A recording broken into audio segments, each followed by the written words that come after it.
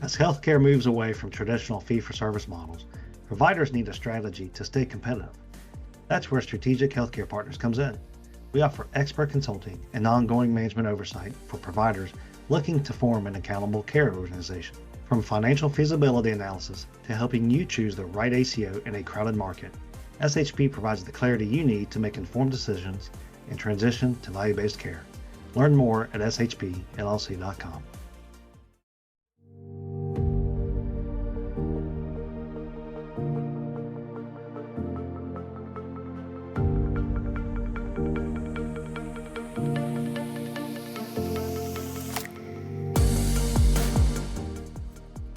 Welcome to Beyond the Stethoscope, Vital Conversations with SHP. On today's episode, Jason shares an article about how Mark Cuban is expanding his low-cost pharmacy project. Then I share how charging for digital messages may be on shaky ground. Then Jason sits down with Steve Adams, Certified Professional Coder Instructor with InGauge Healthcare Solutions, with more than 20 years experience with training others how to code in all arenas of care. Steve dissects the coding changes for the 2023 final rule, including changes to E&M, the new G-codes, and of course, screening reimbursements. Are you ready for this vital conversation? Let's get going.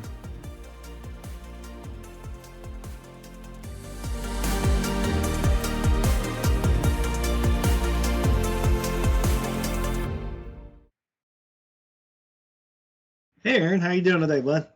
Hey, I'm doing pretty good, Jason. Yourself? Doing fantastic. Time of the week again. We got a lot of news out today. What caught your attention out in the news article world? Well, if you remember a few weeks ago, there was a lot of buzz around the Cleveland Clinic when they announced that they were going to start charging for certain Epic MyChart messages that they receive. Their rationale and their argument is that their clinicians are spending a lot of time diagnosing and responding to patient healthcare needs at the expense of their patients that they're seeing in billable time. And so that caused quite a stir. A lot of people are like, well, it's like charging for an email. And I feel like the Cleveland Clinic's rationale makes sense on the surface. It certainly, I think, needs a lot more testing and understanding how that's going to happen. But this Becker's article has really great article, and we'll link to it in the show notes. Its headline kind of sums up the article, that the MyChart message fees live on unstable ground. And in this article, they talk about some of the other organizations like Cleveland Clinic that have jumped onto this bandwagon of, oh, hey, we should bill for physician time. But they get some comments from private payers, United Healthcare, Aetna, Cigna, just to name a few, and kind of their hot takes on what this looks like. And we're looking about a $3 to $10 charge that this is probably going to generate. CMS has issued a little bit of guidance on it, but in all, this was kind of a surprise to the industry. So it's going to be really interesting to see how this shapes up. On the surface, I understand it. You know, our resources as our clinicians' resources are stretched really thin now. And so we're potentially asking them to set aside several hours in a day to respond to messages in lieu of a patient coming in. Is that something that should be billed for? I think the answer might be yes, but there's some long-term ramifications to think about here. But again, we'll link to this in the show notes. I think it's definitely worth a look at, particularly if you're really reliant on your patient portal for communication with your clinicians. Well, I found another interesting disruptive type of article from one that's been doing a lot of disruption of late, Mark Cuban, with the Mark Cuban Cost Plus Drug Company, forged yet another partnership, this one with Emsana RX, to form Emsana RX Plus here just this week. The intention of it is to target employer-sponsored drug benefit plans. And so obviously we've talked about a lot of direct-to-employer type contracting models out there. And this partnership to help identify and find discounts and lower cost drug medications for those types of employers. Cuban's online drug company already has roughly 1,000 generic drugs at a pretty steep discount. And so they've got some volume there, starting to make a little bit of headway. And so there's lots of excitement what that's going to generate. This on top of a partnership earlier this fall with Rightway again, targeting other employers on the discount side of things. And then most recently, if you keep up with the Twitter world, he's posted out there trying to tap into the insulin space with testing out a program, looking at surveys to see about, how folks may be receptive to I think it's a 90-day supply for $170 with shipping. And so we all know a lot can be done in that space. And so Mark Cuban doing a lot of disruption of late. I'm excited to see where he goes. Yeah, I'm excited to see innovators in that space because there's really not a whole lot of innovation other than with pricing that can truly happen. Already, well, I think that wraps up our headlines today. We got a guest there, Jason? We do. We have Steve Adams. Steve is a billing and coding expert. Great presentation. He's going to go over a lot of the changes taking place, especially in the E&M, evaluation and management space of coding for 2023. Very helpful. Worth a listen. Great conversation with Steve. Alrighty, looking forward to listening to it. Alrighty, I think that's it for today. Fantastic. Thanks, everybody.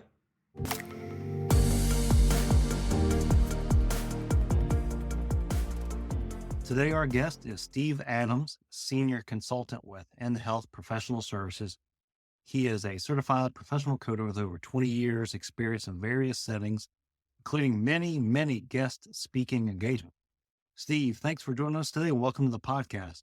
My pleasure. This is my first one. I'm excited. All right. Well, good deal. I'll tell you what, the timing of the podcast, we got about a month left, just for the listeners, month left in the 2022. So obviously the last couple of months, lots of changes, final ruling, AMA and their coding changes. Let's dive right in. Can you give us a quick overview of the E&M changes you're expecting or what you're seeing for 2023 for the audience? Yeah, it's really pretty easy. The biggest change that you're going to notice in your CPT books this year is there were about 393 changes in the CPT book, but nearly half of those were just revisions and deletions in the evaluation and management section. And when I look at this, I've seen a new one. It looks like they have about one new code. 49 have been revised, and 25 were deleted. And we're all so busy that a lot of times people are missing out on all these revisions. And then Medicare just published their Federal Register about 3 weeks ago, and they came out with a lot of new G codes. They're changing the time requirements for depression screens and for alcohol use screening. So there's a lot of things going on, regardless of what specialty you're in. It's worth taking a look at some of these changes that we're going to go over today. Fantastic. Let's jump right on in there. Which are some of the key ones that you're seeing as far as on the deletion side and any revisions that you had mentioned? Yeah, I think the biggest thing to kind of realize is that in 2021, CMS and AMA changed the way that we documented our evaluation and management services in the outpatient setting. And they did that just to kind of see how it was going to work. And it worked so well that now they've incorporated those changes into facility-based coding. So now what you're going to see is the opportunity to build total daytime on almost every visit still, except the emergency room visits. But we are seeing all that time change. We're seeing now that you just have to have a medically appropriate history and a medically appropriate exam for all codes. So if you're used to doing auditing, you no longer will have to downcode a doctor for an initial hospital visit if they don't have 10 review systems or an 8-organ system exam. I think probably the biggest thing that's going to be a change for a lot of people is CMS has done away with the observation codes. So we've seen the observation codes deleted, the initial ones, the subsequent. The annual nursing facility code has been deleted. They've changed all the domiciliary and rest home as well as home visit codes. They've deleted all those and again revised just about everything else. So even if you're in the emergency room, they've revised those codes. They've revised the consultation codes, nursing home, home health. They've made some nice changes to the transitional care management codes that if you're doing that, it'll make it a little bit easier to explain to your physicians what's happening. But those are some of the things that I want to kind of look at today is how they've incorporated those observation codes now that you might be familiar with, 99218, 99219, 99220. And they've just incorporated those into the old initial hospital codes, like 99221 used to read initial hospital visit, and now it just says initial hospital or observation service. So you no longer have the discharge code for observation. And there's a couple other little things that are important in there, especially if you do hospital coding. Yeah, it definitely looks like different settings have some variables that have been tossed in. Some of the codes might have gone away, descriptions altered, that sort of thing. So what should folks be looking for that are there on the front lines every day in the coding world? I think the biggest thing that you can do is if you're doing hospital coding, remember that the history and exam is all going to be medically necessary. I want to stress to your providers about that. You also kind of want to be cognizant of the fact that CMS has dropped the conversion factor this year. And some of the codes that we used to do really well on, like your initial hospital code, used to pay about $200. Now it's down to about $170. The only code that's really increased are some of your subsequent hospital visit codes. And that's because they've really stuck it to us on the time components. So if you do hospital coding, a lot of times doctors would do 99233 based on what we call unit 4 floor time. So if you spent greater than 50% of your time on the floor and that time was 35 minutes, you were able to bill like a 99233. Now in the hospital, nursing home, everywhere else, they've transitioned to total daytime. So it's going to be really important for you to update your physicians that the new times are substantially more than they used to be. So for example, a 99233 that used to be 35 minutes greater than 50% was unit floor time is now up to 50 minutes unit floor time. So that changes the dynamics a lot on your level 3 visits. And one of the reasons that they went up on those codes. 232 used to be 25. Now it's 35 minutes. So what you used to be able to bill as a 33 is now a 32. And they've also taken out of the CPT book, and this is important, the disclaimers that used to be under those codes. So it used to be a 233, which everybody wanted to bill, used to have to be 35 minutes greater than 50% unit floor time, or the patient had to have such a significant problem, they weren't responding at all to treatment, a major complication. So I think that we're going to see some reductions in the number of 99233s. And I think that when I'm teaching physicians this week and next week on all these changes, that's the thing I'm really driving home, because at the end of the day, you actually have to document less than you did in the past. The only thing that's really shifted is the amount of time, and it's no more greater than 50%. It's total daytime. And in your CPT book, they have a section on that, and they kind of go over with you the 9 things that count as total daytime. So I would definitely take a look at that. Just open up the front of that CPT book and you'll see all of these changes in the front where your E&M requirements are. So some of the feedback I've been reading up on these changes, would you agree that the process itself is more simple and flexible, or do you think there's just going to be some natural give and take as folks learn what these changes are?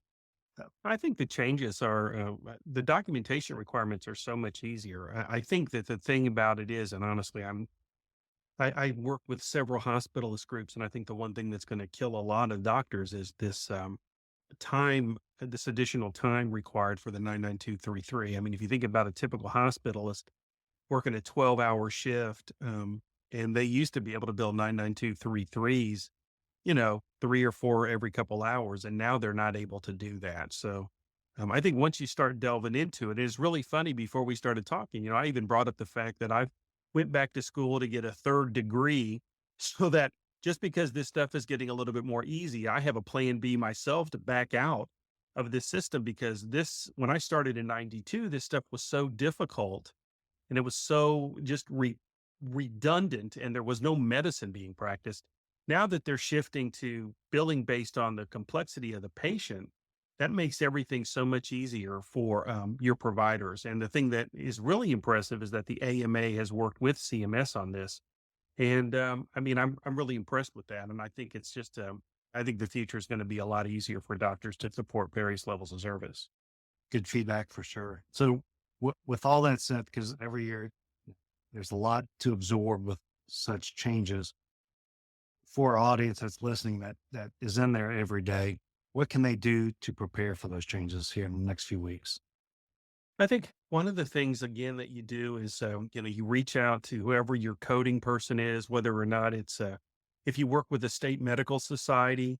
I know I do consulting for, the Georgia Academy of Family Practice, Georgia OBGYN Society, the American College of Physicians. And those are areas where if you're part of those groups, you can, they have webinars every year. I'm doing the OBGYN one this Friday and the Georgia Academy of Family Practice next week. If you're in plastic surgery, you can contact the Georgia Academy of Plastic Surgery, ophthalmology, ENT, whatever. They should have some resources for you. Normally, they have a consultant who works closely with them, who does these kinds of E&M seminars that will get you ready. And that way it'll save you some money, because the biggest thing that I see, and I hate these companies who send you these emails that say, did you know there were 373 coding changes, and for $750, we can explain it to you. And I always tell my private clients, don't do that unless it's somewhere like in Las Vegas where you can fly out there, or Miami this time of the year. But don't get confused by the emails that you're going to get. Contact your specialty societies, your national society. And again, they're going to have some resources that will give you this information. Because, if you look at Medicare, especially with prolonged services, when we know that we had the 99417, when we went 15 minutes over for an outpatient facility code, and then Medicare came up with their own code, G2012. And now we have these new prolonged service codes for hospital. AMA came out with 99418, but now we also have G0316, G0317, G0318. There's just so many little nuances in the coding world that you really, if you don't want to pay a lot of money, reach out to your societies first. And I think that's going to be your best bet. Yeah. So if you're kind of keep going down that path, if you're sort of new into the field or looking to sort of take on this new skill set, and maybe this is kind of, okay, Steve, go back to when you first got into the field. Describe how best for that person to maybe expand on that. If they're just starting out, aside from reaching out to the consultants, any other types of resources, education tracks, or maybe highlight for us how you got into it. The hard thing about any kind of coding change is that there's not a lot of people out there who specialize in it anymore. I'll be just honest with you. It's really hard. A lot of the hospital systems that I used to consult with have just decided, well, hey, listen, we're going to go out and hire a guy full time to work in our facility. So what I would tell people to do, because my neighbor, I helped her become certified, and she's worked for a great family practice here in Augusta for, at least a decade. And what I would tell her is just go to Google. I have a wife and kids and dogs and cats, and I love to make money, but I've been in this business since 1992 because I want to save people money.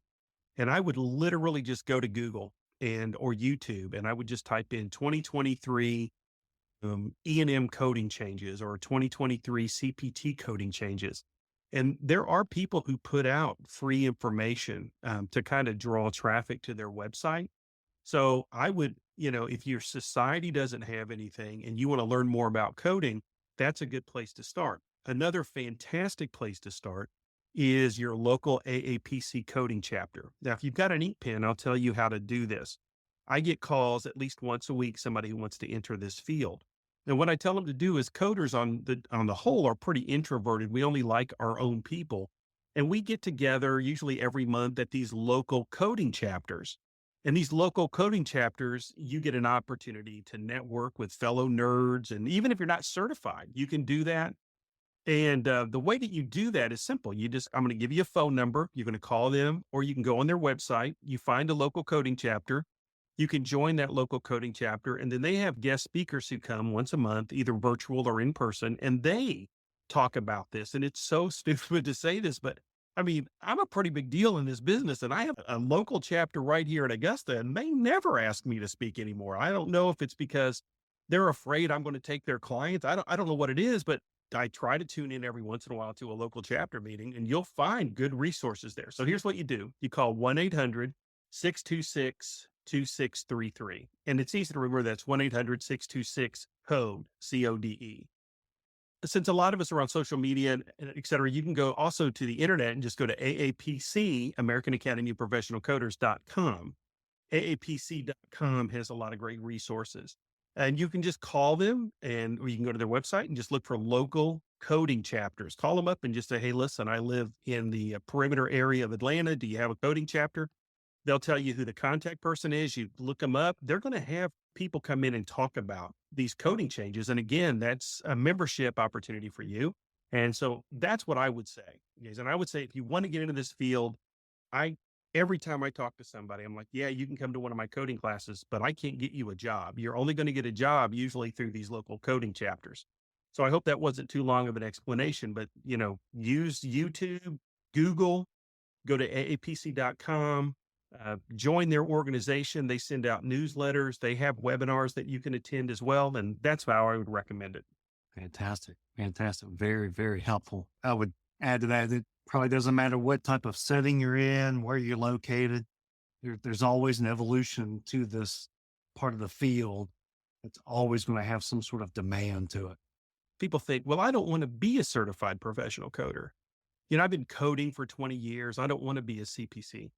The AAPC, of which I receive no money from, trust me, God, I pay them probably $2,500 a year just to teach their stuff and give their tests. But they have credentialing for specialists. So, if you're a GI coder, you don't want to be a CPC, become a GI coder. You can take their certification test, interventional radiology. Again, you can do so many different things. Right now, a big field is HCC and risk value-based coding. You can take their online home study courses for that. There's just so many opportunities. They're on Facebook. They're on Twitter. They have a campaign right now that just talks about how people have a 3 times better chance of passing their national exams if you take their online courses. So just don't be constrained and just think, I want to be a CPC and know a little bit about everything. Focus in on your specialty. That's another opportunity for you to learn. Great insight. Well, as we wrap up here, tell our listeners, how can they get in touch with you if they need to request your services? It is so simple to reach out to me. The first thing I tell people is just my email. I work for a firm called InHealth, and that's in Atlanta. I live in Augusta. A lot of people just send me emails because I'm known in this industry as the king of coders. So a really easy way that people reach out to me is just going to thekingofcoders@gmail.com and sending me an email. I try to make things simple. So thekingofcoders@gmail.com. You can also go to my website. I've just updated a lot of that information that we're talking about today. I have the ICD-10 manual up there. I just have a lot of resources for 2023. And it's easy to remember that too, because I'm a coding consultant. So my website is thecodingconsultant.com. And you can go out there and take a look at some of my stuff, and you can email me from there. You can call me. There's no secretary. Since 1992, it's just been me, a rental car, and a laptop. And my number is simple. It's 706-483-4728. And just in case my firm hears me, my company email is Steve, STEVE, .adams@inhealthps.com. And that's why I never give out that web, because I don't understand. When I worked at MagMutual, my email was so cool. They used the first initial of your name and your last name at MagMutual. So I was Saddam's at magmutual.com. Now, if you're, I was involved in the first Gulf War, so it was really cool for me because older people remembered Saddam Hussein. So don't send emails to Saddam's at magmutual.com. I no longer work there. They sold us. So the kingofcoders@gmail is probably the best way to reach out to me, or go to my website. All right. Well, great information, Steve. We can certainly go on for hours, probably just diving into the details each time there are changes. We'll have to certainly have you on again soon. I really appreciate your time and joining us today. It's my pleasure. Half an hour out of my life is no problem. This is my first podcast. I can't wait to tell everybody that I was officially on a podcast. You've been listening to Beyond the Stethoscope, Vital Conversations with SHP. This has been a production of Strategic Healthcare Partners. Your news hosts today were Jason Crosby and me, Aron Higgins. It is produced and edited by Nyla Wiebe. Our social media content producers are Nyla Wiebe and Jeremy Miller. And our executive producers are Mike Scribner and John Crew. For more information about SHP and the services we offer, including the back library of episodes, episode transcripts, links to resources discussed, and much, much more, please visit our website at shpllc.com. Thanks for listening. You already know that understanding your data is key to improving patient outcomes and financial performance. But how? At Strategic Healthcare Partners, our analytics services help turn your EMR and other data sources into actionable insights. From identifying areas for improvement to guiding you through implementing changes, SHP supports you every step of the way. Our performance analytics service dives even deeper, providing custom reports that help you stay ahead in the transition to value-based care. Unlock your data's full potential with SHP. Learn more at shpllc.com.